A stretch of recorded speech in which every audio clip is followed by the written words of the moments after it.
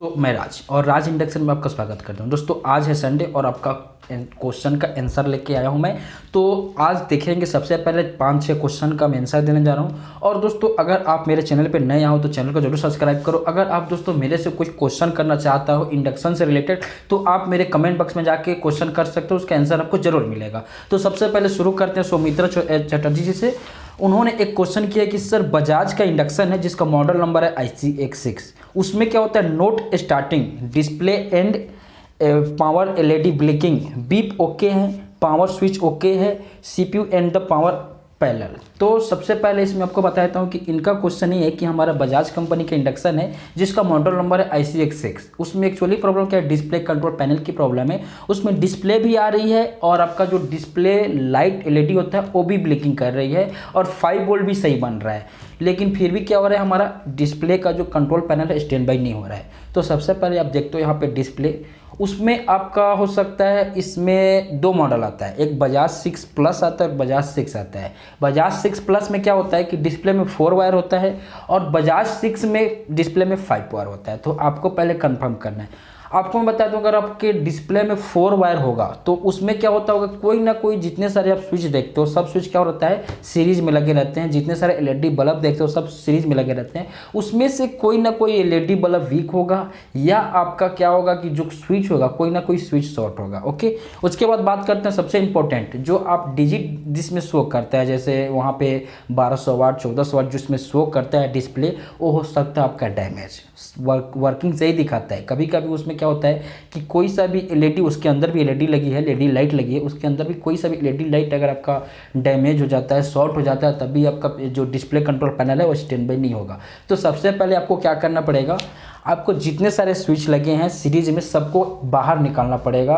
उसके बाद से प्रॉपर उसको शॉर्टिंग चेक करना पड़ेगा, कहीं कोई स्विच तो शॉर्टिंग नहीं है, कोई LED तो शॉर्ट नहीं है। फिर आपको डिस्प्ले को बाहर निकाल के उसके बाद अपना जो स्विच होता है पहले आप ऑन करोगे, ऑन करने के बाद ऑप्शन दोगे तभी आपका डिस्प्ले स्टैंड बाई होगा। ये आपका क्वेश्चन का आंसर रहा। ओके, अब बात करते हैं फिर दूसरा क्वेश्चन संजय भैया से।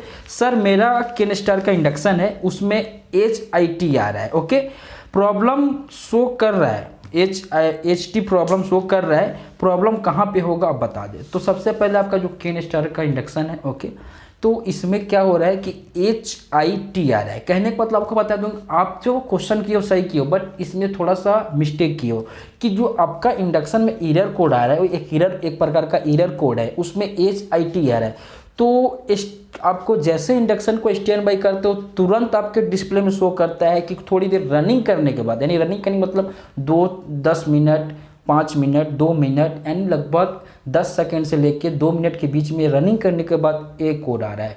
तो आपको बता दूं जो एक कोड है HIT का मतलब क्या होता है, हाई टेम्परेचर। आपका इंडक्शन हाई टेम्परेचर में चला गया है तो उसको आप कॉइल सेंसर और IGBT सेंसर को आप चेक करो। ओके, उसके बाद हमारे पास क्वेश्चन है, विनोद भैया ने हमसे क्वेश्चन किया है, प्रेस्टीज इंडक्शन है, मॉडल नंबर है PIC 14.0 का, ऑन करते हैं E9 आ रहा है। ओके, बढ़िया क्वेश्चन है, आप मॉडल नंबर भी लिखे हैं, बहुत बहुत दिल से धन्यवाद आपको। तो सबसे पहले बताते हैं प्रेस्टीज में 2 मॉडल के आ रहे हैं, सेम 14 में 2 मॉडल का है। ओल्ड मॉडल यानी कहने का मतलब क्या होता है, जो 18 और 19 में मॉडल आता था समझ लो ओल्ड मॉडल बोलते हैं, उसका PCB आपको पिक में दिखा देता हूँ। अगर इस टाइप का आपका PCB होगा तो इसका E9 का एरर का रीजन क्या होता है कि IGBT सेक्शन में आपका चेक करना पड़ेगा कि जो यहाँ पे रेजिस्टेंस देख रहा हो, रेजिस्टेंस है 270 के, 470 के, 270 के। ओके, ये 3 रेजिस्टेंस होती है इंपॉर्टेंट। उसके बाद आप यहाँ पे एक चीप IC देख रहे हो, उसमें लग गया 339 SMD IC लगा है जो पल्स विथ मॉड्यूलेशन IC है। वो क्या करता है IGBT को स्विचिंग कराता है, उसको आपको चेक करना है। प्लस 3 ट्रांजिस्टर लगे रहते हैं जो पल्स विथ मॉड्यूलेशन को क्या करता है, रेडी करता है, उसको आपको चेक करना है।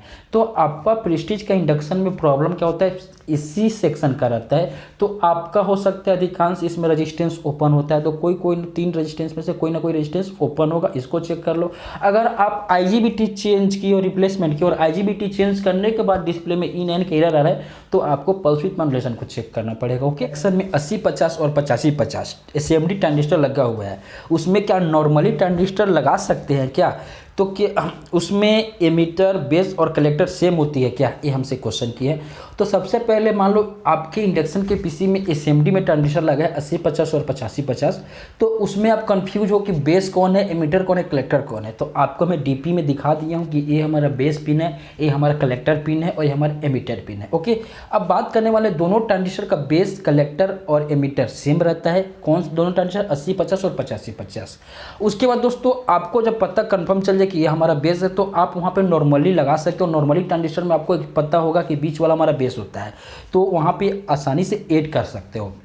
अब उसके बाद में दोस्तों क्या होता है कि जो हमारा एसएमडी ट्रांजिस्टर होता है, जो 85-50 पीएनपी ट्रांजिस्टर है, तो पहले जो पीसीबी बजाज वगैरह की आती थी तो उसमें 2Y लिखा रहता था, और जो 80-50 ट्रांजिस्टर है, जो एनपीएन ट्रांजिस्टर है, उसमें 3Y लिखा रहता था। लेकिन आजकल जो कोडिंग है, अलग अलग कंपनी उसको असेंबल कर रही है, तो अलग अलग कंपनी अपना कोडिंग डाल रही है, तो उसमें आपको कन्फ्यूज जाओगे। उससे अच्छा आप मल्टीमीटर से चेक कर लेना, और हमेशा आप एसएमडी ट्रांजिस्टर का बेस देख लो कहाँ पे लगा रहता है, जो हमारे इंडक्शन के अंदर लगा रहता है। ओके, तो अब बात करने वाले हैं कि हमसे एक क्वेश्चन, बहुत दिन से क्वेश्चन आ रहा है कि सर वाइपर बारा आईसी का वर्किंग समझाओ। तो अभी लॉकडाउन चल रहा है, जैसे ही लॉकडाउन ख़त्म हो जाएगा, मेरा कैमरामैन आ जाएगा और एडिटिंग करने वाला आ जाएगा, तो आपको इतनी बढ़िया वीडियो बनाऊंगा डिजिटल में कि वाइपर बारा आईसी काम क्या करता है। लेकिन मैं आपको थोड़ी सी आपको जानकारी बेसिक दे देता हूँ कि जो हमारा वाइपर बारा आईसी है वो एक स्विचिंग आईसी है, जो हाई फ्रिक्वेंसी पे स्विचिंग करता है। जो आप ट्रांसफार्मर देखते हो, ट्रांसफार्मर आपका अगर समझ लो 5 पॉइंट का है और आपका एक आईसी लगा है, तो क्या करता है आईसी हमारे प्राइमरी वाइंडिंग को स्विचिंग कराता है, एक स्विच का काम करता है। जैसे उसको स्विचिंग कराएगा तो हमारे सेकेंडरी वाइंडिंग से 2 आउटपुट सप्लाई निकलता है, एक 18 वोल्ट, एक 9 वोल्ट। ओके, अब बात करते हैं हमारा वाइपर वाला आईसी की। तो वाइपर वाला आईसी में आप एक पहला नंबर और दूसरा नंबर जो पिन देखते हो वो सोर्स का रहता है। सोर्स क्या रहता है, हमारे पीसीबी से ग्राउंडिंग पिन है। और उसके बाद आप तीसरा नंबर जो देखते हो फीडबैक है, और चौथा नंबर देखते हो बीडीडी है, और आप 5, 6, 7, 8 ये 4 पिन हमारा ड्रेन है जो आपस में शॉर्ट रहती है। ये क्या करती है, हमारे ट्रांसफार्मर के प्राइमरी वाइंडिंग को स्विचिंग कराती है ड्रेन से। जैसे मॉस्फेट का काम है, वैसे ड्रेन इसका भी काम है। ओके, अब बात करने वाले हैं दोस्तों जो फीडबैक है वो क्या, 3 नंबर पिन क्या है। तो जो फीडबैक होती है, जो हमारा 18 वोल्ट क्या होता है, जो आपका फैन लगी रहती है। फैन क्या होता है, कभी हाई एम्पियर कभी लो एम्पियर, चाहे पल्स विथ मॉड्यूलेशन सेक्शन में कभी हाई कभी लो, आईजीबीटी स्विचिंग कभी हाई एम्पियर कभी लो एम्पियर में स्विचिंग करते रहता है। तो उसके लिए हमको फीडबैक बनाया रहता है कि हमको 18 वोल्ट सप्लाई कैसे कैसे चाहिए। तो फीडबैक क्या करता है, आईसी को फीडबैक देते रहता है कि अब सप्लाई इसको जरूरी है, अभी थोड़ा सा कम करना है, अभी जरूरी, ऐसे फीडबैक पिन है। और जो चौथा नंबर पिन है वो हमेशा उसमें 18 वोल्ट से लेके आपको 20 वोल्ट 22 वोल्ट तक आप वहाँ पे मल्टीमीटर से चेक कर सकते हो, तो आपका आईसी वर्किंग में है, इस ऐसा हमको पता चलता है। ओके, तो आपको क्या होगा कि आपको अच्छे से मैं समझा नहीं पा रहा हूँ, जैसे हमारा को डायग्राम बनाऊंगा उसके बाद आपको प्रॉपर अच्छे तरीक़ा से 4 पिन वाले ट्रांसफार्मर के ऊपर और 5 पिन वाले के ट्रांसफार्मर के ऊपर अच्छे से आपको समझा दूंगा। ओके, उसके बाद एक और हमसे क्वेश्चन आता है कि सर रेजिस्टेंस के ऊपर वीडियो बनाओ, जो हमसे तन्नू भैया हमेशा क्वेश्चन करते हैं। तन्नू भैया मैं आपसे हाथ जोड़ के विनती कर रहा हूँ कि रेजिस्टेंस के ऊपर जल्द वीडियो बनाऊंगा, और आपको ऐसा एक सॉफ्टवेयर के बारे में बताऊंगा कि उसमें जाके आप एसएमडी से लेके कार्बन रेजिस्टेंस, कितने भी कलर का रेजिस्टेंस हो, हमारे इंडक्शन के अंदर में जो रेजिस्टेंस लगा रहता है उसको आप देख के कन्फ्यूज जाते हो कि कितना का रेजिस्टेंस है। और नॉर्मली 5 कलर 6 कलर 7 कलर का भी आता है कभी कभी। तो आपको कन्फ्यूज दूर करने के लिए एक ऐप बताऊंगा जो अपने मोबाइल के प्ले स्टोर से जाके आप डाउनलोड आसानी से कर सकते हो, उसको देख सकते हो, लेकिन कुछ दिन आपको वेट करना पड़ेगा, उसके लिए दिल से सॉरी। तो चलिए दोस्तों, सबसे पहले क्वेश्चन आता है जो हमसे कॉल में भी लोग पूछते रहते हैं, व्हाट्सअप नंबर पे भी पूछते रहते हैं और कमेंट करके भी पूछे हैं। तो ये क्या क्वेश्चन आप देखेंगे। सबसे पहले, सर हॉट प्लेट स्टील के बर्तन पे हीट कर रहा है, पर कोई ऐसा तरीका बताओ कि सारे बर्तन पे हीट दे। यानी कहने का मतलब इनका एक क्वेश्चन है कि हमारा जो इंडक्शन कुकर है स्टील पे तो काम करता ही है, पर कोई ऐसा टेक्निक या तरीका बताओ कि जो सारे मेटल होते हैं उस पर हमारा इंडक्शन हीट दे। तो मैं आपको जानकारी के लिए बता देता हूँ कि जो आपका इंडक्शन कुकर है ओनली फॉर स्टील यूज करोगे तो सबसे बढ़िया रहेगा। अगर आप उस पर आयरन का मेटल यूज करते हो तो आपका इंडक्शन लॉन्ग लाइफ नहीं चल सकता। ओके, तो क्यों नहीं चल सकता आपको बता रहा हूँ। सबसे पहले क्या होता है कि आयरन अगर थोड़ा सा भी गर्म करोगे तो बहुत ज़्यादा हीट हो जाता है। अगर आप उसके तुलना स्टील में बहुत कम टेम्परेचर है, तो क्या होता है जितना ज़्यादा आपका मेटल हीट होगा उतना ज़्यादा आपका क्या होगा, कॉइल में जो टेम्परेचर सेंसर लगे तो वो आपका हीट हो जाएगा, उससे आपका इंडक्शन क्या होगा, बार बार आपका बंद हो जाएगा और आपका कॉइल भी जलने की क्या होगा, मान लो आप बार बार कोशिश करोगे उस दौरान तो आपका कॉइल जलने का कंप्लेंट भी आएगा, कैपेसिटर खराब हो जाएगा, आईजीबीटी भी शॉर्ट होने की कंप्लेंट आ सकती है। तो आपसे गुजारिश है कि आप अधिकांश उस पर स्टील मेटल यूज करो, आयरन मेटल यूज ना करो। अगर आपको आयरन मेटल यूज करना या कोई ऑल टाइप का मेटल यूज करना है तो मार्केट में एक इंफ्रारेड कंपनी का इंडक्शन आता है जो सेलो का मिल जाएगा, सूर्या का मिल जाएगा, दिव्या का मिल जाएगा, अलग अलग ब्रांड वो है, लोकल ब्रांड बनाती है, आप उसको आसानी से लेके यूज कर सकते हो।